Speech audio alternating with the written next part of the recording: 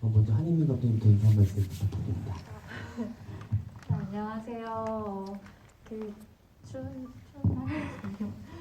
이렇게 주말에 낮 시간에 극장 찾아주셔서 영화 봐주셔서 정말 감사드립니다. 오늘 그냥 편하게 질문해주시고 또 재밌게 대화하는 시간 됐으면 좋겠습니다. 감사합니다. 네, 그리고 황보은 배우님. 네, 안녕하세요. 저는 이유진 역할 맡은 황보은입니다. 이렇게 주말인데 네? 주말인데 이렇게 긴 시간 동안 자리 지켜주셔서 너무 감사합니다. 네, 감사합니다. 전석 배우님.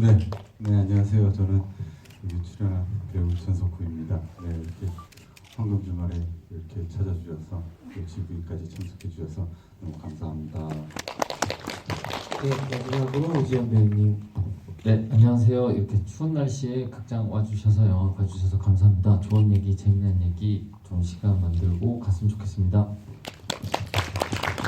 네, 어떤 문제는 홍사빈 배우님도 참석을 하고 되어 있는 것도 있었던 것 같은데 오늘 촬영 때문에 아쉽게도 함께하지 못하셨다고 합니다. 네, 또 언젠가 뵐 날이 있지 않을까 생각이 들고 저는 작년에 1년도 더 넘었는데 이 영화를 보고 오늘이 세 번째인 건데 1년 만에 다시 보니까 영화도 되게 다르게 다가오기도 하고 그때는 없었던 아기가 감독님이 지금 같이 오셔가지고 되게 놀라기도 했어요. 실례가 아니면 언제 아기가 나오나요? 지금 이제 다음 주면 9개월이니까 2월 3일 순산을 기원하도록 하겠습니다. 이게 너무 이상한 말 같지만 영화 속에서 태어나지 못한 것 같은 아기가 감독님을 통해서 세상의 빛을 보게 돼서 마음이 좋은 건지 나쁜 건지 잘 모르겠고 어쨌든 예쁜 아기 순산하시기를 바라겠습니다. 오늘 다시 보니까는 느낌이 많이 달랐어요. 저는 처음 봤을 때 영화가 되게 좀 차갑고 못된 영화도 좋아했거든요. 잘 못 보던 류의 차갑고 못된 영화라도 좋아했는데 오늘 보니까는 묘하게 그 차가운 게 막 뜨겁지 않다 이런 차가움이 아니라 식어 있어서 언제든 진짜 다시 좀 따뜻해질 수 있는 그런 식은 온기 같은 것들이 좀 느껴지더라고요. 그래서 오늘이 겨울 중에서 좀 덜 추운 날이잖아요. 오늘 영화 보신 관객분들 오늘 온도랑 되게 잘 어울리는 영화 보신 것 같다는 생각이 들고 그리고 되게 위험을 무릅쓰고 자꾸 나아가는 여자들과 픽업함을 어쩔 수 없이 숨기지 못하는 남자들이 계속 등장을 해가지고 오늘도 한 분 저희가 모셨는데 굉장히 네, 정장님은 아니신 것 같고 네, 일단 저희 찬찬히 얘기 나눠보면서 누가 더 이것만지 한번 얘기를 나눠보도록 하겠습니다. 감독님 되게 캐릭터에 공 많이 들으셨다는 생각을 다시 한번 했어요. 주인공 유진을 비롯해서 거의 모든 인물들이 영화의 마지막까지 생생하게 살아있는 작품이어서 오늘 모신 배우님들도 그렇고 캐릭터와 배우들 간의 앙상블을 또 130분이라는 결코 짧지 않은 러닝타임 동안 느낄 수 있는 영화였다는 생각이 듭니다. 2시간 10분이 되게 긴 러닝타임이잖아요. 어떻게 보면 여러분들 지루하진 않으셨죠? 되게 신기해요. 영화는 되게 신기한 리듬으로 진행되는 영화여서 물론 마지막에 좀 깜짝 놀라게 하는 순간들이 있긴 한데 영화는 되게 집착하거든요. 마치 유진이처럼. 그래서 여러분들도 재미있게 2시간 넘는 시간 보셨을 거라는 생각이 듭니다. 먼저 한예미 감독님 이렇게 영화제 작년에 부산국제영화제와 서울독립영화제 비롯해서 다수 영화제들에서 많은 사랑을 받았던 작품인데 1년 만에 개봉하신 소감 어떠신지 여쭤보고 싶어요. 이게 개봉이 되게 당연한 게 아니더라고요. 그래서 이렇게 끝까지 되게 책임지고 세상에 걸어주신 그 많은 분들이 되게 스쳐 지나가면서 너무 감사한 마음이었고요. 그리고 또 이제 개봉이 됐을 때 이게 영화관 상황이 너무 또 안 좋아서 찾아주시는 관객분들이 계실까 너무 좀 걱정도 되고 아쉽기도 했는데 생각보다 많이 봐주시고 또 이렇게 반응 주시고 해주셔서 너무너무 사실 좀 고마운 시간들이었어요. 좋아요 지금. 네, 이게 한희민 감독의 첫 번째 장편 데뷔작이고 지금 감독님 말씀 주신 것처럼 영화관에 관객들이 많지가 않은데 그래도 2주차 주말이잖아요. 오늘 7,000명 가까운 독립영화로서 굉장히 많은 관객분들이 영화를 찾아주고 있습니다. 여러분들도 오늘 보시고 입소문 더 내주시면 아무튼 순산에도 도움이 되지 않을까 생각이 좀 듭니다. 우리 황보은 배우님은 이렇게 개봉해서 관객분들 만나는 기분 어떠세요? 영화제 때 만나는 거랑 좀 다르죠? 많이 다른 느낌인데요. 별로 안 떨릴 줄 알았는데 개봉하는 날 막 연락도 오고 해가지고 꿈인가? 이런 생각도 하고 좀 많이 지금도 떨리는 것 같아요. 어떤 게 그렇게 떨리세요? 그냥 더 많은 사람들한테 이게 보여진다는 게 조금 떨리는 것 같아요. 근데 정말 신기한 게 영화 속에서도 유진이가 정말 저 1년도 안 되신 것처럼 온갖 별 사건들을 다 겪고 만들어내고 정말 많은 일을 하잖아요. 근데 굉장히 그 유진이라는 캐릭터는 황보은 배우님의 음성도 그렇고 연기 톤도 그렇고 그 덕분에 되게 침착한 기조를 유지하는데 저희는 지금 황보은 배우님 조금 더 떨고 있다고 느껴지지가 않아서 그런 부분이 좀 닮았다는 생각이 드네요. 더 많은 관객분들 계속 만나셨으면 좋겠다는 생각이 듭니다. 또 정석호 배우님은 이 영화의 아버지 같은 분이시잖아요. 그렇죠. 네. 네, 아버지 같은 분이신데 또 작년, 재작년이죠. 비밀의 정원으로 만나셨던 게 벌써. 네네네. 그렇죠? 맞아요. 네. 오늘 또 독립영화 통해서 관객분들 네. 같이 만나고 있으신데 소감 어떠세요? 그쵸. 비밀의 정원에서도 비겁한 남자 여기서도 근데 이게 사실 뭐 이 영화도 영화지만 저는 이제 여기 감독님하고 뭐 우지도 그렇고 이렇게 동문이에요. 그리고 제가 학교도 같이 다녔었고 그래서 그 인미가 이제 학교 다닐 때도 이상한 호흡이 있었어요. 저 아이만의. 그래서 그냥 진단반 농담반으로 너가 데뷔하게 되면은 시나리오 주면은 같이 하자라고.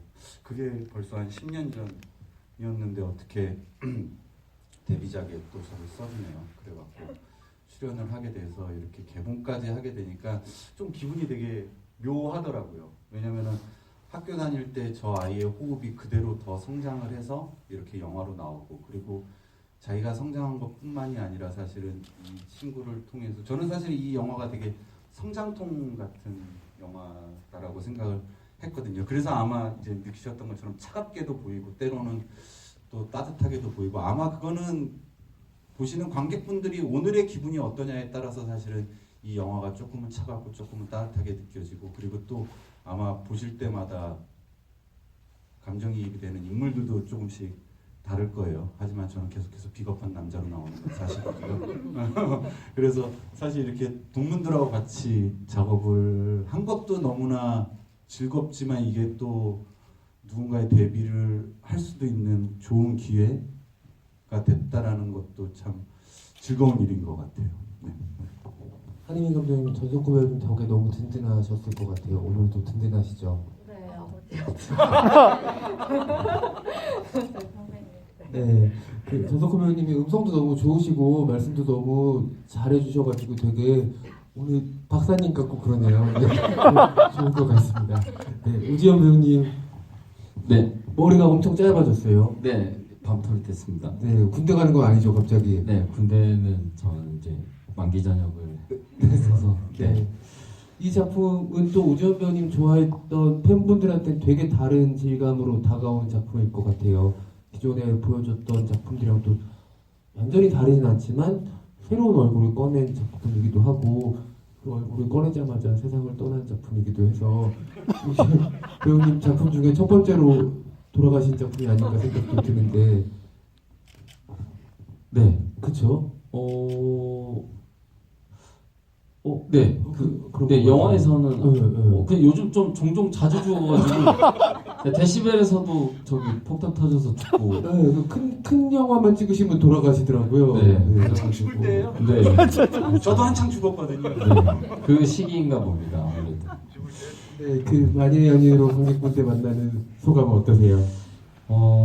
사실 그 이제 코로나 시기가 좀 지나면서 이렇게 극장에서 함께 이렇게 영화를 보고 또 극장에서 직접 관객분들 뵙는 게 굉장히 소중해지더라고요. 그리고 이제 이 시나리오를 처음에 이제 그 감독님한테 받고 그리고 또 좋은 배우분들하고 같이 이제 만든 그 즐거움이 있었는데 개봉을 하게 되면은 또 그 사람들과 되게 오랜만에 일로 또 이렇게 만나게 되는 즐거운 자리가 생기는 거거든요. 그래서 이제 그런 것들이 다 그 영화 봐주시는 관객분들이 만들어 주시는 거라는 생각을 좀 자주 하게 되는 것 같아요. 그래서 많이 감사드리고 그래서 또 자주 이렇게 또 뵐 수 있으면 좋을 것 같습니다. 네, 감사합니다.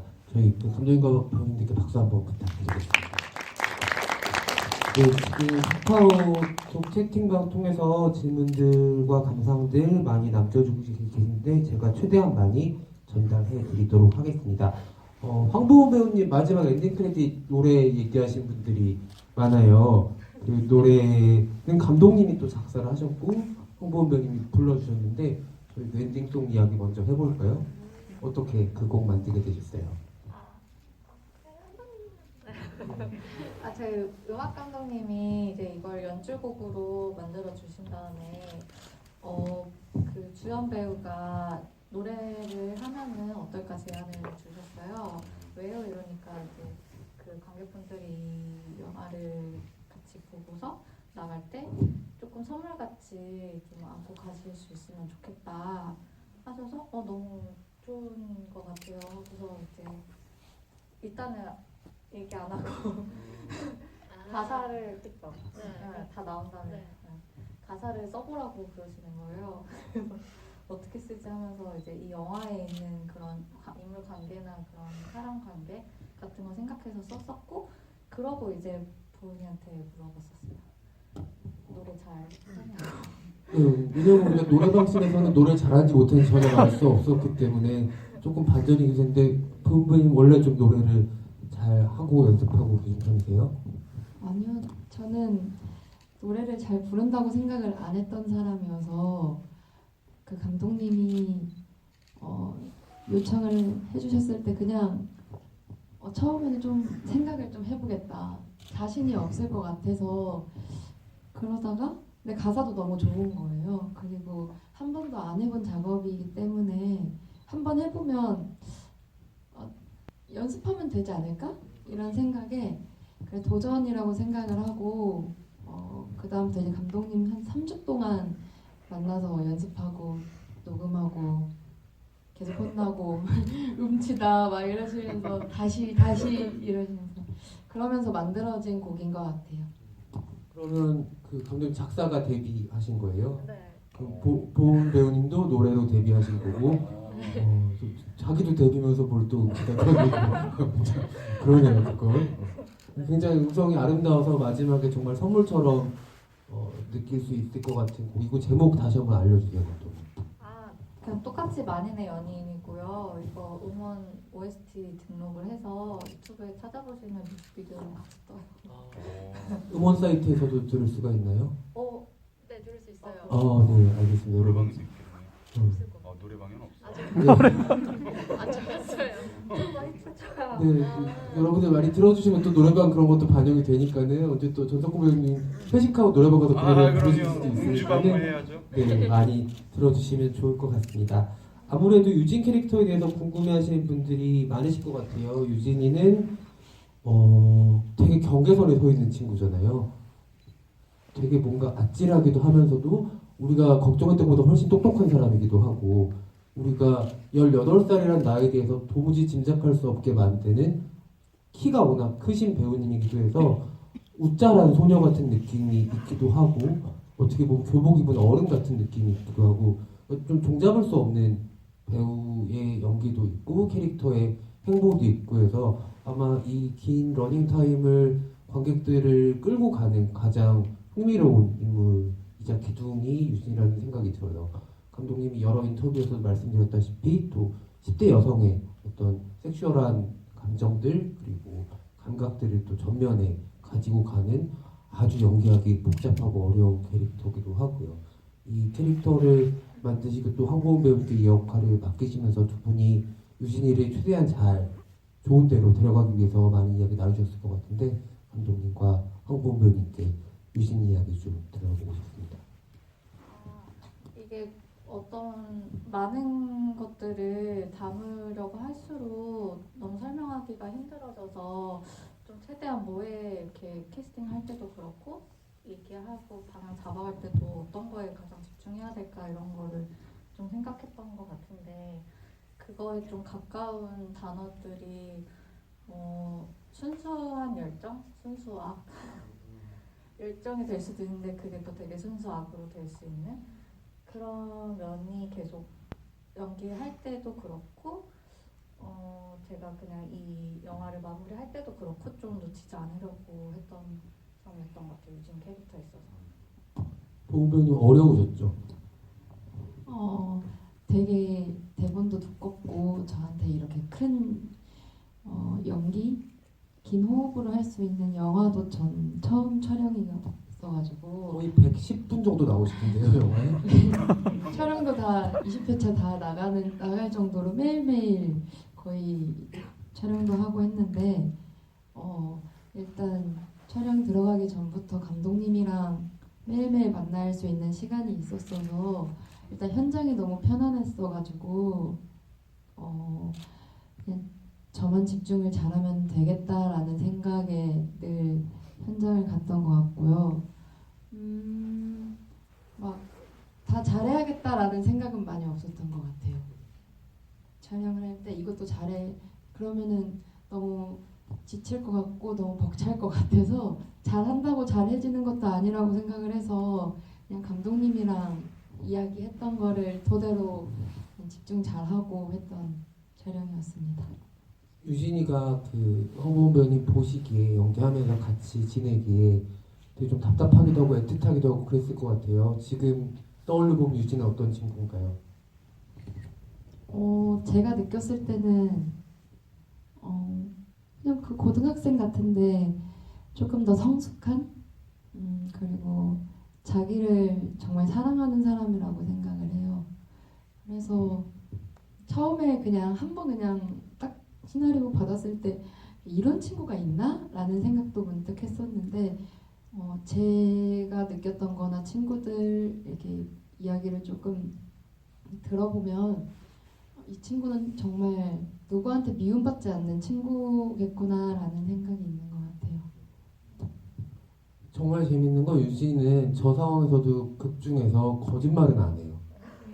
정말 신기하죠? 뭔가 회피하는 타입은 아니어서 마지막에 황보은 배우님이 얘기해 주신 것처럼 미움받지 않을 거라는 생각이 저도 드는 것 같아요. 제가 전석호 배우님께 비겁한 남자 역할 하셨다고 말씀을 드렸지만 네네. 사실 저희가 오늘 진짜 제일 비겁한 남자분들은 오시지 않았어요. 여기서 가장 비겁한 건 강우 오빠인데 강우 오빠는 또 어디 기숙사 들어갔는지 오늘은 못 오셨고요. 맞아요. 네, 사실 걔가 제일 문제예요. 네, 이 둘의 결론은 저희가 명확하게 알 수는 없거든요. 어떻게 된 건지 좀 궁금하기도 하고, 네, 그래서 전석호 배우님 입장에서 그 영선이었죠. 네네. 영선이와 또 박사님은 어떻게 지내고 있을지 완전히 절연이 된 건지 뭐 등등등이 궁금합니다. 아, 그쵸. 이게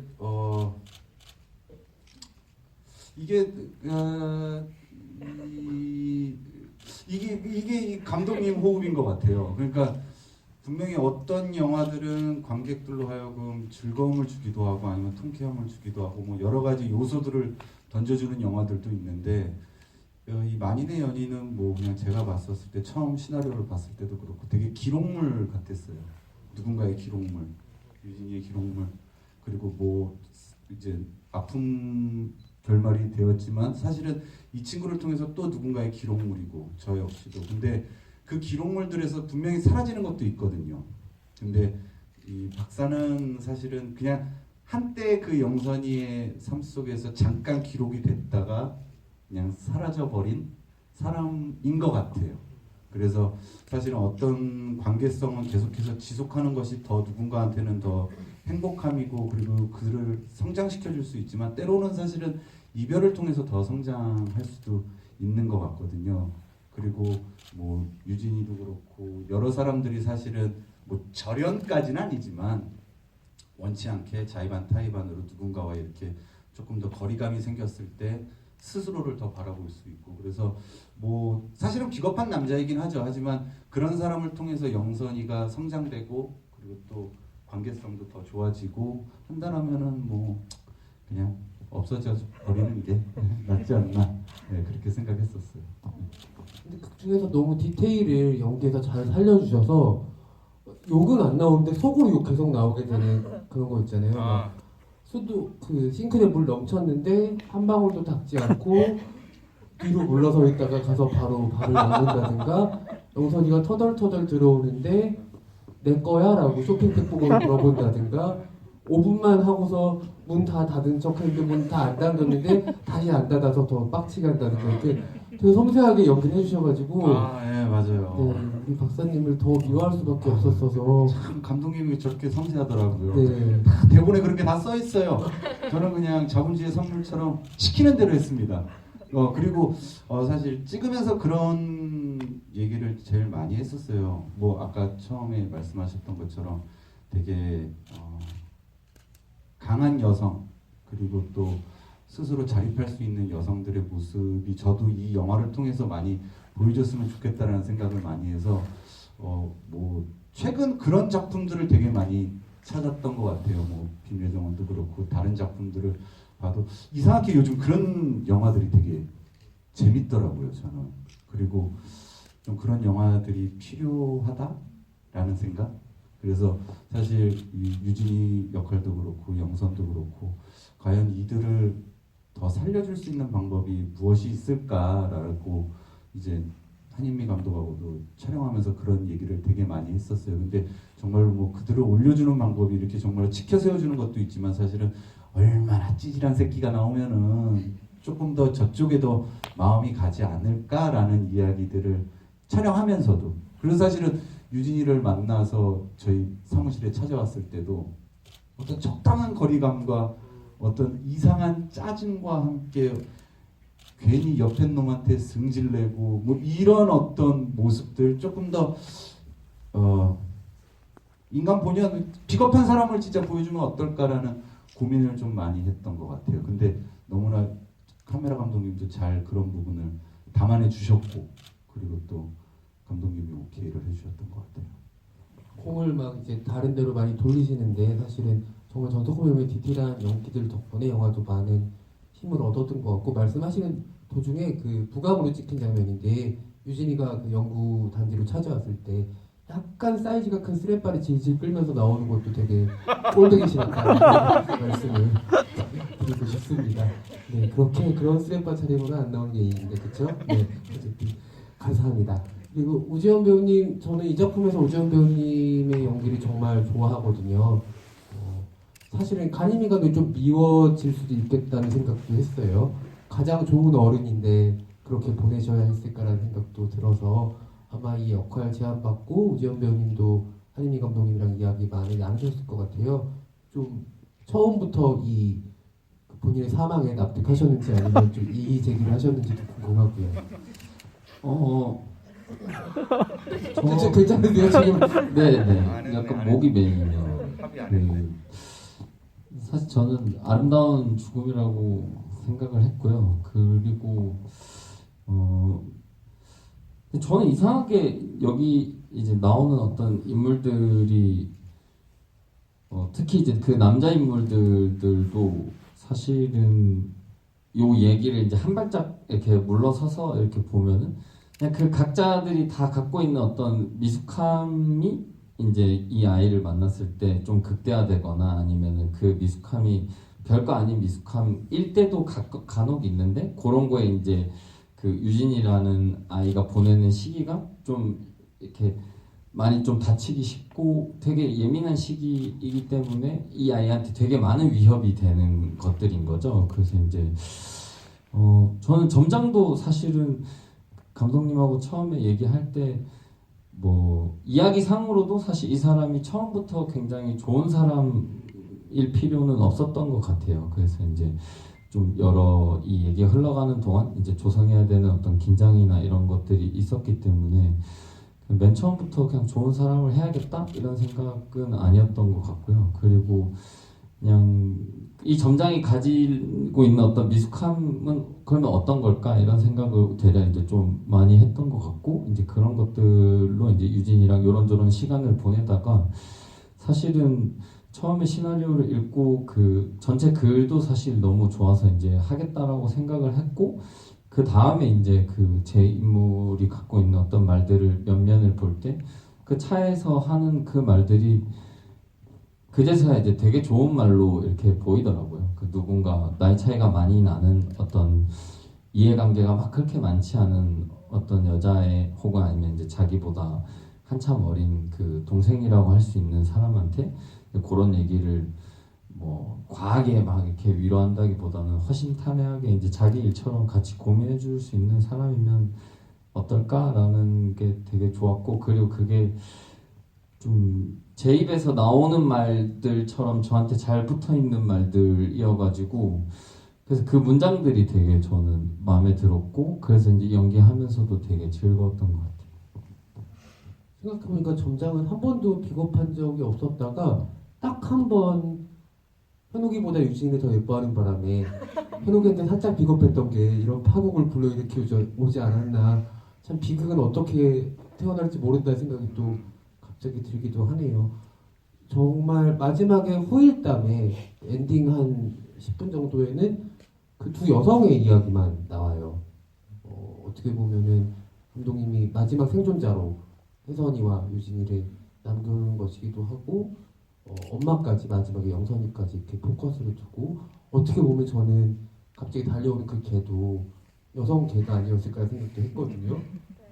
모르는 일인 것 같아요. 그래서 지금도 많은 분들이 그 처음과 끝 수미상관으로 연출하신 부분도 그렇고 유진이의 마지막 대사도 그렇고 또 꿈 이야기도 그렇고 시나리오의 시작과 끝에 대해서 질문들을 주셨는데 어떻게 이 이야기 시작하게 되셨고 그렇게 맺으신 이유가 어떤 것인지 감독님께 여쭤보겠습니다. 사실 그 시나리오 단계에서는 그 수미상관이 아니었고 뒤에 엔딩 나레이션도 없었죠 사실. 그러니까 앞에 뒤에 나레이션은 다 없었어요.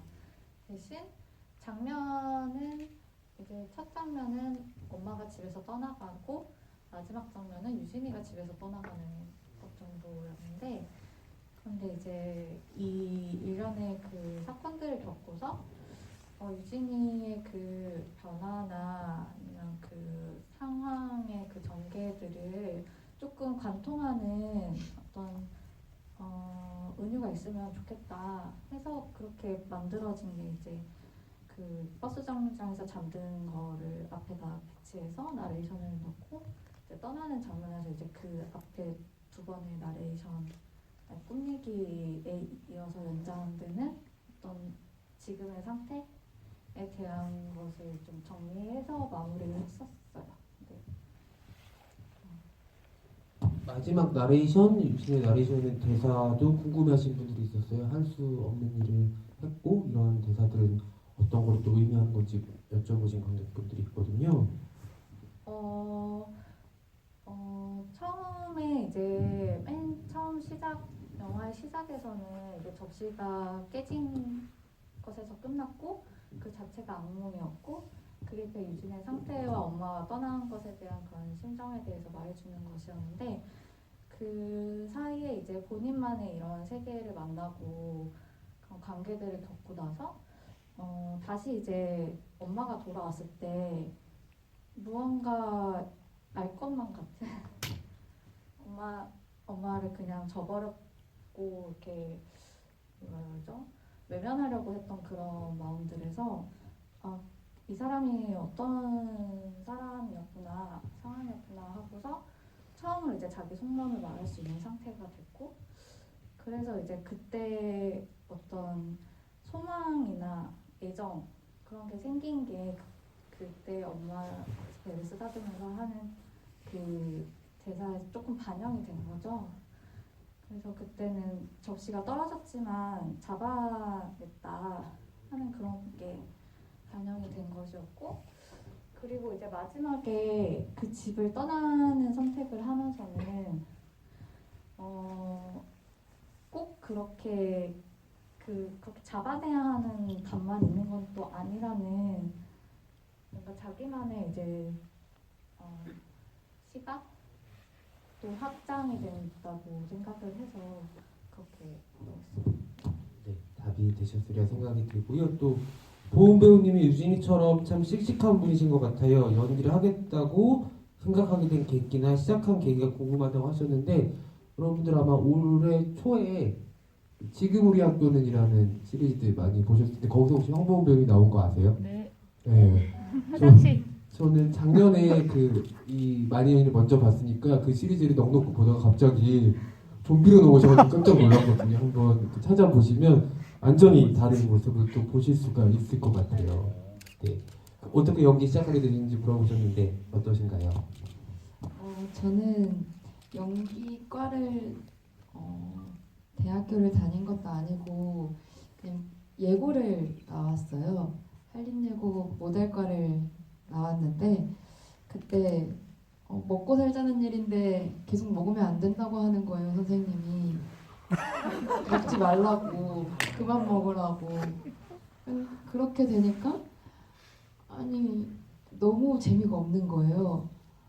계속 빼라 그러고 그냥 가만히 있으라 그러고 서 있으라 그러고 막 이래가지고 내가 이거를 정말 좋아한다면 정말 안 먹고 할 텐데 너무 힘들어가지고 이건 내 길이 아닌가 보다. 난 그냥 먹으면서 할 수 있는 일을 찾아볼까? 라는 생각도 해서 주변에서 리포터를 하라는 거예요. 맛집 막 리포터를 하라고. 그건 좀 그것까지는 자신이 없어서 캐릭터가 되게 다양한 직업이 뭐가 있을까라는 생각으로 연기 학원에 다니다가 알바를 그 근처에서 했는데 그러다가 회사 실장님이 이제 캐스팅 제안을 주셔가지고 그렇게 해서 이제 연기를 시작하게 된 것 같아요. 그 연기 시작의 계기가 못 먹어서 먹고 먹고 싶어서 네. 네, 정말 생존과 직결된 이유로 이렇게 택하신 것 같습니다. 근데 정말 그 모델 같다는 생각 저희도 영화 보면서 하잖아요. 근데 되게 재밌는 게 유진이는 진짜 어디에도 속하지 않은 인물이기도 하잖아요. 영화를 보면은. 그래서 걷는 것도 되게 이상하게 걸어요. 얘가. 되게 희한한 자세로 걷는데 특히 강호랑 헤어지고 돌아올 때 약간 제대한 군인처럼 걷는 것 같기도 하고 걸음걸이에 대해서도 감독님과 보호는 이야기 좀 나누셨어요? 모델을 배우다가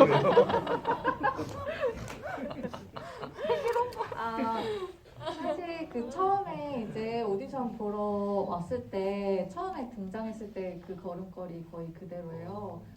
그게 너무 좋았고 해서 옆으로 걷니? 약간 그 어깨랑 이렇게 허리는 반듯한데 다리는 되게 터벅터벅 약간 살짝 팔자같이 걷거든요. 근데 그게 되게 다른 사람 시선 신경 안 쓰고 마이웨이 같은 느낌이 있어서 특히 저도 그 강우 경주에 찾아가서 막 웃기신 하고서 이제 걸어갈 때 그 뒷모습이 너무 불쌍하거나 그렇게 보이지 않았으면 했는데 되게 하면서 가는 그 모습이 너무 좋았거든요. 그래서 그거에 대해서 사실 얘기를 안 했어요. 그대로가 좋아서. 그건 정말 황보은 배우님이 스스로가 살린 디테일이었다는 생각이 들어요. 근데 저는 늘 팔자걸음이 살짝 있어서 아빠가 걸음걸이 여자처럼 걸으라고 하셔서 그게 조금 신경 쓰면서 촬영한 거거든요. 신경 쓴 거야. 그래서 저 독특한 것이 탄생한 것 같다는 생각이 듭니다. 여러분 한번 만약에 다시 보신다면은 꼭 그 장면 염두에 두셔서 보시면 좋을 것 같아요. 이 영화의 백미 중에 하나가 아닐까 알아, 생각이 이제 인사하고 나갈 때 찍으시면 좋을 것 같아요. 그리고 이 질문도 많은 분들이 궁금하실 것 같은데 좀 질문이 길거든요. 제가 읽어드릴게요. 유진이 남자들의 사랑을 갈구하는 이유가 엄마로부터의 애정 결핍이었을까요? 나쁜 남자를 구별하고 소소한 쓸기 투척할 수 있던 유진의 삶의 흐름이 영화 속에서 미처 발견하지 못하는데 혹시 점장님이나 점장님 여자친구의 지지로 가능했을까요? 유진이 사람을 보는 시선이나 행동이 변화된 이유가 어떤 거였는지 궁금합니다라고 하셨어요. 아까 전덕후배님 성장통이라고 얘기하신 것처럼 초반의 유진이랑 마지막 유진이 또 많이 달라져서 이런 궁금증을 가지신 것 같은데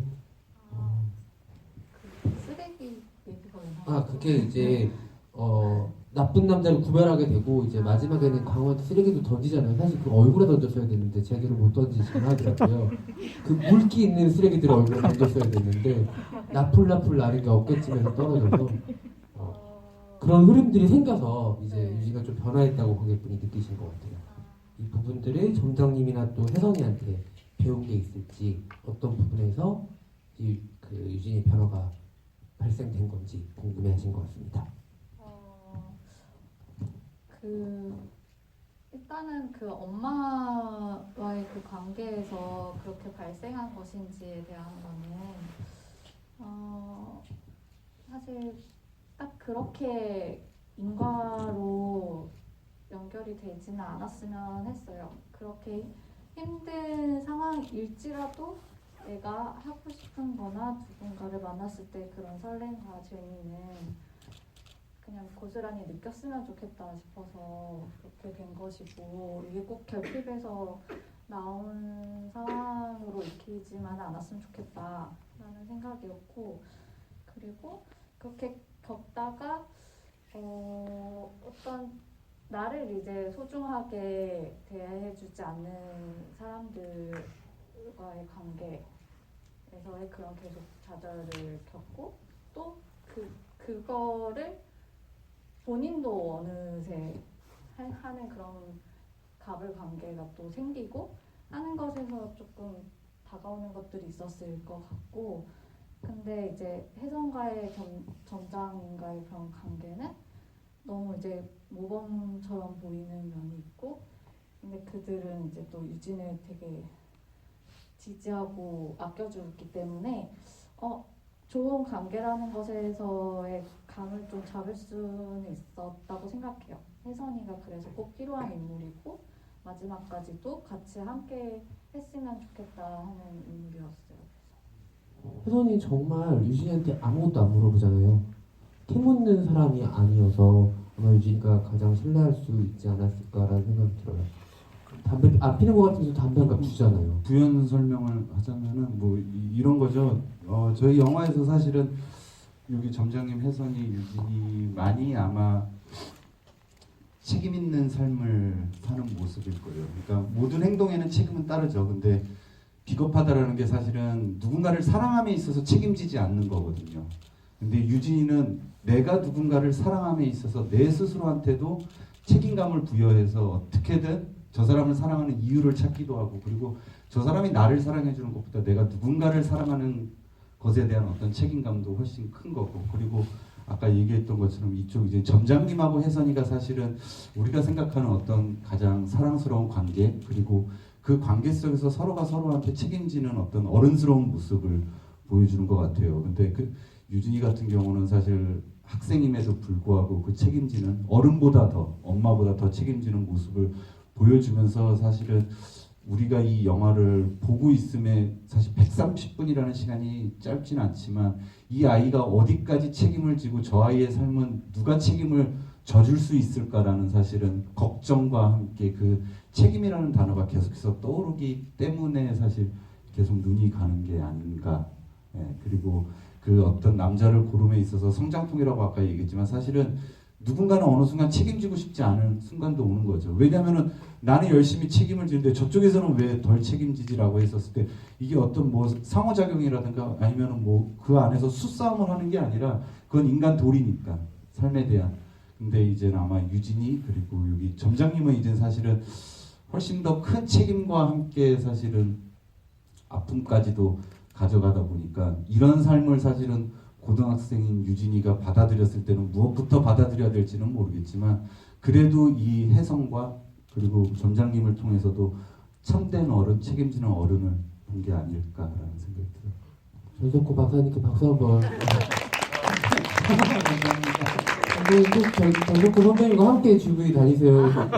몸도 무거우신데 그렇게 든든하게 해주시면 얼마나 좋겠어요. 스케줄 좀 조정하시라고 하고 꼭 같이 다니세요. 네.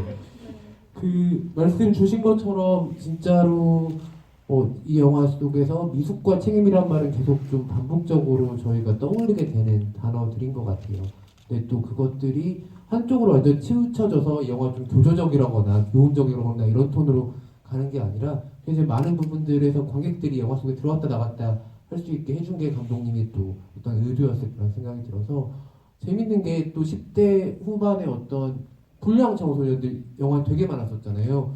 좀 끝까지 가거든요. 막 이 정도는 나쁜 일도 아니에요. 우리나라 영화 속에서. 근데 마니 형이 되게 신기한 톤에 위치하고 있어요. 하이틴 드라마도 아니고 그렇다고 그 질문을 하잖아요. 점장님이 그 유진이한테 집 나왔냐고. 이건 집 나온 애가 아니에요. 집을 계속 지키는 보일러 수리까지 하면서 집을 지키는 되게 드문 캐릭터거든요. 가정적이에요. 근데 집을 나올 생각이 없어요. 없어요. 네, 굉장히 중요한 청소년 캐릭터라는 생각이 들고 아마 감독님이 또 다른 작품 만드시면 또 다른 연령대 여성의 이야기를 되게 흥미롭게 새롭게 만들어 주시지 않을까 생각이 듭니다. 그리고 지난주에 GV 참여하고 황보은 배우님 팬 돼서 오늘 또 보러 왔어요라고 네, 선물 받은 산타님 하셨는데 어디 계세요? 네, 친구분 어디 계세요? 네, 저기 계십니다. 네, 이따가 그 뒤로 걷는 거 한번 꼭 보여주시고요. 네. 유진이가 전석구 배우님께 콜라를 던지는 장면이 있는데 긴장하는 바람에 콜라를 다 마셔서 물밖에 안 남으셨다고 얘기해 주신 게 기억에 남는데 감독님과 배우님들 촬영하면서 뜻대로 좀 잘 안 풀렸던 그런 거나 아니면 힘들었던 에피소드가 있나요? 라고 하셨는데 그러고 보니까 차창에 콜라가 많이 묻은 것 같진 않네요. 그래도 이게 있는데 제가 선배님이랑 연기를 해보는 게 처음이어서 밖에서 대기를 하면서 이제 카메라가 돌아가면은 출발하면 돼 했는데 너무 긴장을 해가지고 다 먹어버린 거예요. 콜라를 던져야 되는데 너무 가벼운데요. 얼음밖에 없어가지고 다시 넣고 그만 먹으라고 없다고 그랬던 기억이 있어요. 주차장. 혹시 그러면 우리 점장님은 힘들었거나 좀 잘 안 풀렸던 그 강아지 친구와 연기는 잘 풀리셨나요? 강아지가 굉장히 그 귀엽고 저기 착한 애였는데요. 그리고 또 그 현장에 계신 스태프분들이랑 배우분들도 다 굉장히 동물 친화적인 분들이어서 그래서 그 강아지랑 꽤 대기를 하면서 같이 놀았거든요. 그래서 이제 그 슛 들어갈 때 보니까 짖어야 되는데 네 계속 이렇게 조금 조금 도와주시는 분이 이렇게 그 이름이 꽃분이었나요? 이름이 뭐였죠? 봉순이 맞아요. 봉순이가 너무 아닌데. 봉순이가 이렇게 막 이렇게 봉순이를 이렇게 화내야 돼 이렇게 해가지고 막 그러러 하고 있는데 저희가 조금 다가가면 이제 꼬리가 이렇게 되고 이제 표정이 밝아지고 이렇게 해서 그래서 아마 그거 후반에서 감독님이 조금 이렇게 하신 걸로는 알고 있어요. 그거랑 피자 만드는 게 뭐 이렇게 쉽지는 않더라고요. 지금도 만들 수 있으세요? 아니 그게 근데 막 그렇게 어렵지는 않더라고요. 이렇게 그러니까 준비가 다 돼 있으면 이제 도우를 이렇게 해가지고 하는 건데 그래서 막 엄청 저는 잘해야 되나 이렇게 이제 생각을 하고 있었는데 그러면서 이제 그 콘티를 열심히 봤죠. 콘티 열심히 보니까 완전히 막 제가 여기서 막 피자를 이렇게 할 일은 없겠다. 나는 이제 계산이 서서 이제 그 사장님한테 좀 이렇게 주로 가게 운영을 어떻게 하시냐, 뭐 언제가 좀 바쁘시냐, 뭐 이런 거를 좀 많이 여쭤보고 사장님이 도우하는 걸 엄청 열심히 알려주려고 하셨는데 저는 이제 그냥 적당히 이렇게 몇 번 던지고 이렇게 하면 될 것 같다. 이제 막 도우를 만드는 나를 찍을 일은 없을 것 같다. 이렇게 해가지고 그건 이렇게 한숨 쉬면서 잘 넘겼습니다. 혹시 뭐 1만 돌파하면 그 지금 피자 좀 만들어서 도우만 해가지고 도우만 알겠습니다. 그거 뭐 어느 분이 드시겠다고 선뜻 나서실지 잘 모르겠지만 가져가서 얹어서 뭐 드시겠죠. 네. 근데 이게 도우만 이렇게 되면은 사실 얹이고 이런 거 다 비슷해가지고 기가 굽고 이러기 때문에 막 크게 저기 한 건 없어요. 근데 그 아저씨 정말 빠르게 잘하시긴 하더라고요. 지금 약간 그 눈에 그 각인돼 있는 게 있는 것 같아서 저희가 1만 관객 돌파하면 우지현 배우님의 도우쇼 정도는 볼 수 있지 않을까 네. 생각이 드네요. 네. 네. 전석호 배우님은 혹시 좀 안 풀리거나 현장에서 기억나는 에피소드 있으세요?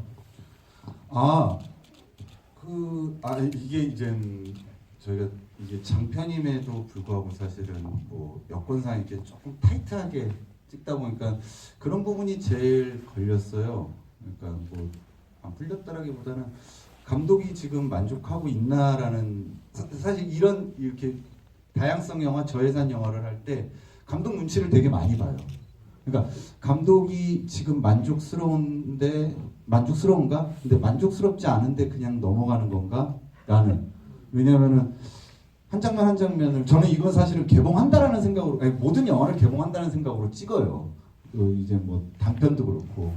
근데 과연 관객분들을 만났을 때 사실은 뭐 아까도 말씀드렸지만 이건 사실은 저희들의 기록인 거거든요. 그 기록이 좀 부끄럽지 않게 나왔으면 좋겠는 거고, 그리고 또 감독님의 데뷔인 거고, 또 저는 이제 우지랑 처음 영화를 같이 하는 거고, 이러다 보니까 그런 부분들에서 또 뭐 나름 경험이 많다라고 하니 이게 지금 내가 잘 가고 있는 건가라는 알게 모르게 막 눈치를 엄청 많이 봤어요. 오히려 이제 형들 있고 어르신들 있고 하면은 그냥 그쪽에 이제 편승해가고 그냥 몰아가면 되는데, 이제 이렇게 친구들하고 이렇게 같이 하게 되면은 뭐 저한테 그렇다고 해서 뭐 큰 기대를 하는 건 아니지만 저 역시 이들의 발목을 붙잡고 싶지 않은 거고, 또 이제 특히나 우리 한인미 감독님의 색깔이 이렇게 좀 없어지지 않게끔 잘 드러나게끔 하려고, 특히나 그 차 씬이 가장 눈치를 많이 봤어요. 그 영선이랑 그 차 안에서 하는데 왜 이거를 짜증이야 화야 뭐야, 이게 과연 여기서 사실은 영선이라는 사람, 그리고 이제 제가 맡은 역할도 여기서 사실은 어떻게 보면은 그 사람의 채색, 그리고 한인미 감독이 바라보는 책임감 없는 어른의 색깔이 나와야 되는 건데 그 색깔을 어떻게 낼까, 뭐 이런 것들. 그리고 또 이제 거기가 지금 생각났네, 무슨 에어컨인가 공조기가 엄청 돌았어요. 그래갖고 근데 이제 또 영선 이제 서영이 배우에서 서영이 배우님의 어떤 감정인데 이게 공조기 소리 때문에 그런 눈치. 이게 뭐 멈출 수가 없으니까, 공조기를 실제로 멈추면 건물이 큰일 나니까. 그러니까 이 공조기 소리가 저 혼자서 얘기는 안 했지만 몇 초마다 돌아가는 거지? 몇 분마다 돌아가는 거지? 지금 슛을 가도 되나? 뭐 근데 이제 또 그런 게 딜레이 되면은 뭐 괜히 스태프들도 그렇게 죄송하지 않은데 저한테 와서 죄송하다고 하니까, 그래서 조금 그런 부분에서 눈치 보면서 촬영했던 기억이 나요. 또 잘 안 풀렸던 거 있습니다. 어떤 거요? 저희가 이제 같이 찍진 않지만 이렇게 종종 만나서 너무 반가우니까 다음날 휴찬을 술 많이 먹었는데 다음날 숙취가 정말 안 풀리는 거예요. 그리고 사실 누가 저는 제일 잘 드세요? 네? 누가 제일 잘 드세요? 뭐 그런 게 없어요. 잘 먹고 못 먹고가 없고 그냥 막 먹고 그러니까 그 다음날 얼마나 안 풀리겠어요. 설마 그러면 그 극 중에서 넷이 술 마시는 장면에서 우지현 배우님 나갈 때 진짜 취해서 나간 거예요? 아니 그때 이제 저는 맥주를 아마 조금 먹고 있었는데 그 다른 분들은 네, 요게 그 뒤에 또 촬영이 아마 있었던 것 같기도 해가지고 그랬고, 그리고 또 하나 안 풀렸던 게 이제 저가 이제 이 매력적인 어린 그 배우들하고 좀 사실 이렇게 눈치 없이 좀 친해지고 싶은 마음이 있었죠 이제. 근데 나이 차이가 원체 많이 나고 또 잘해주면 잘해줄수록 이렇게 거리가 또 멀어지고 이러더라고요. 그래서 이제 이 배우분들하고 교우 관계가 잘 풀리지 않았다. 이런 게 이제 그 두 가지가 좀 잘 안 풀렸던 거예요. 코로나라서 사회적 거리두기 한 거지 뭐. 네, 정말 가까워지기 어렵더라고요. 근데 애들이 심적 거리두기를 한 네, 맞아요. 자기들끼리 잘 노는데 내가 가면은 말이 없고 네, 그런 경우 많았어요. 나중에 피자 한번 만들어서 친구분들 노는데 가져가시면 또 좋아할 수도 있어요. 자기들끼리 먹는 게 제일 좋은 것 같습니다. 뭔가 우리 우지현 배우 여전히 영화 끝나고서 안 풀리는 것 같은데 좋은 교우관계 유지하시기를 황보부 이렇게 부탁드리도록 하겠습니다. 좋은 오빠니까는 잘 대해주세요. 그럼요, 너무 좋아요. 네. 저희가 로봇인 줄 알았어. 그럼요, 너무 좋아요. 지금 시간을 많이 썼죠. 시간이 얼마 안 남았죠. 어디 5분 남아서 오늘 너무 재밌게 얘기들 해주셔가지고 시간이 진짜 빨리 갔어요. 거의 1시간이 지금 지났는데 영화 130분 보고 지금 여러분들 여기 거의 아바타 러닝타임 정도 앉아 계시는 거거든요. 훌륭한 분들이세요. 독립영화를 사랑해주시는 분들이십니다. 네. 어쨌든 또 이렇게 관객분들이 또 반응이 좋으니까는 아마 다음 주, 다다음 주에도 관객분들 만날 수 있는 기회가 있지 않을까라고 기대를 해보게 되고요. 그러려면 또 많은 분들이 영화가 또 재밌었다, 여러 가지 생각해볼 지점들이 있다, 배우들의 연기가 아주 흥미롭더라, 감독님의 연출이 아주 신선하다, 이렇게 소문을 또 많이 내주셔야지 또 극장들에서 또 시간표를 좋은 시간대에 열어주실 수 있으니까는 오늘 함께 해주신 분들의 활약을 또 기대해 보도록 하겠습니다. 그러면은 아쉽게도 저희가 이제 마지막 인사를 처음에 듣고 오늘 2주차 마이니언이 관객과에 대해 오늘 남자친구 특집이었던 것 같은데, 네, 남자친구인데 한 분은 세상을 떠난 남자친구, 지금 소식이 없는 남자친구가 오셔가지고, 네, 먼저 세상을 떠나신 우리 남자친구 분부터, 네. 크리스마스도 얼마 안 남았는데 홀리하게 소감 한번 날려주세요. 알겠습니다. 저 오늘 저 아저씨 특집 와주셔서 너무 감사드리고요. 날씨가 많이 춥죠. 그리고 이제 한 해가 끝나가는데 한 해 잘 마무리하시고 감기 걸리지 마시고 내년에 새해 복 많이 받으시고요. 사랑이 충만한 연말 연시 되시길 바랍니다. 열심히 해서 내년에 또 뵙겠습니다. 감사합니다. 안희은 의원님 아버지 역할에 했었고요. 저도 이 영화를 보면서 조금 많이 반추해 본 것 같아요. 그러니까 사실 한 해 이렇게 뭐 연말이라서 더 그런 건 아니지만 하루를 보내고 나면은 내가 오늘 어땠나를 많이 복기를 해보는 것 같아요. 근데 이 영화가 조금 저한테 특이했던 점은 나는 어렸을 때 내 삶에 있어서 복기를 해본 적이 있었나 라는 생각이 들 정도로 사실 되게 책임감 있는 아이가 어른처럼 나와서 되게 부러울기도 해요. 나는 뭐 했나 라는 생각. 근데 하지만 다들 부끄러움 없이 열심히 다 살아오셨기 때문에 계속해서 충분히 자랑스러운 스스로를 사랑해주면서 올 한 해를 잘 마무리하시고 내년에도 다른 사람도 많이 사랑해주고 스스로도 많이 사랑해주는 사람들이 되었으면 좋겠습니다. 저는 사고 치지 않고 열심히 배워가겠습니다. 감사합니다.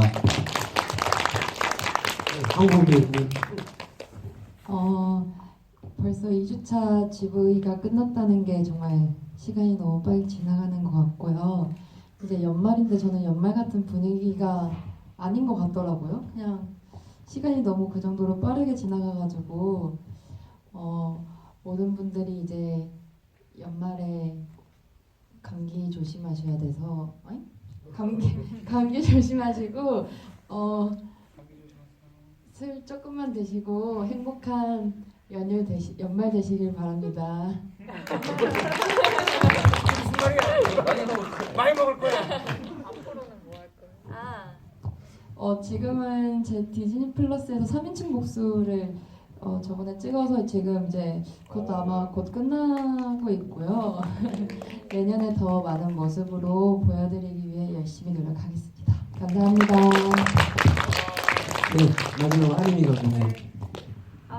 제가 이렇게 혼자 지휘하고 이러면 되게 부족한데 오늘 너무 좋은 그런 해석과 아저씨와 아버지가 와서 너무 도움을 많이 받아서 관객분들도 즐거운 시간이 되셨으리라 생각이 들고요. 제가 그 영화 완성한 지 꽤 됐다고 생각했는데 이게 개봉하니까 완성을 관객분들이 지켜주시는 거더라고요.